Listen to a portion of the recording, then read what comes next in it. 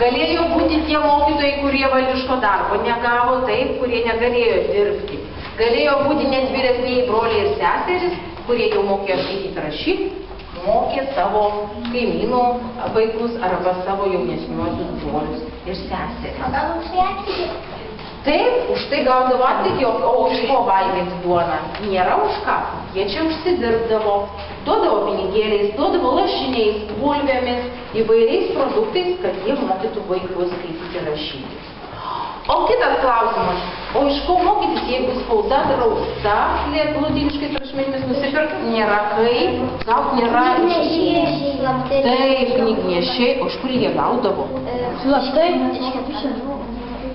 Taip, Rusijoje buvo spausdinama ir knygnešiai gabendavo per sieną.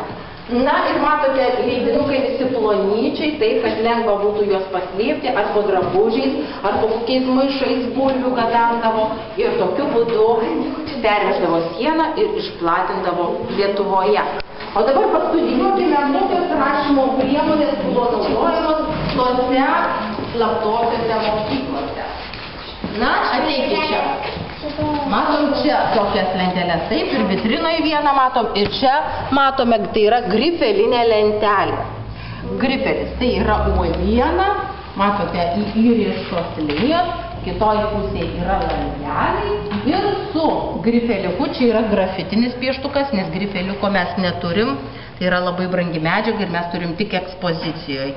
Va, čia yra grafitas, kur jūsų paprastas pieštukas viduje yra tas toksai. Tai su juo mes galime ir rašyti, labai panašus, kaip sakant, rašymas kaip su grifeliuku ir rašom, paskui su trintuku ištrinam ir vėl, ne su trintuku, o su skudurėliu, dabar mes trintuką turime, tada neturėjo trintuko, ištrinam ir vėl rašom. Ir va tokią lentelę galėjo daug vaikų naudoti, kol išmoko rašyti, galėdavo savo jaunesniem broliam seserim perduoti, galėjo savo vaikam ir anūkam palikti. Ir va iki mūsų laikų išliko šitos priemonės. Kurie jau išmokdavo gerai rašyti, tai galėjo rašyti ir plunksną rašalu. Va, matote iliustracijoje, vienas vaikas plunksną rašo. Bet tai ir popierius buvo labai brangi medžiaga, ir rašalas buvo brangi, tai jau rašydavo tik tai labai svarbius kokius nors prašymus valdininkui, arba skundus, prašydavo tėvas sūnaus, sako, parašyk valdininkui ten, ar kokiam nors viršininkui, kad va taip ir taip, ne? Ir tada rašydavo rašalą, nes jau į tokį tai neparašysi, nenuveši į valdininkui, ne?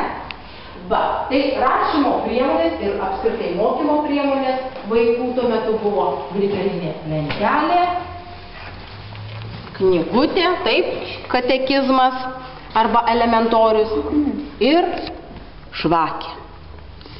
O žvakė kam? Kad apšviestų. Taip, elektros nebuvo, o jeigu Rumšiškėse buvę, tai matėte, kokie maži langeliai tamsūs, ne?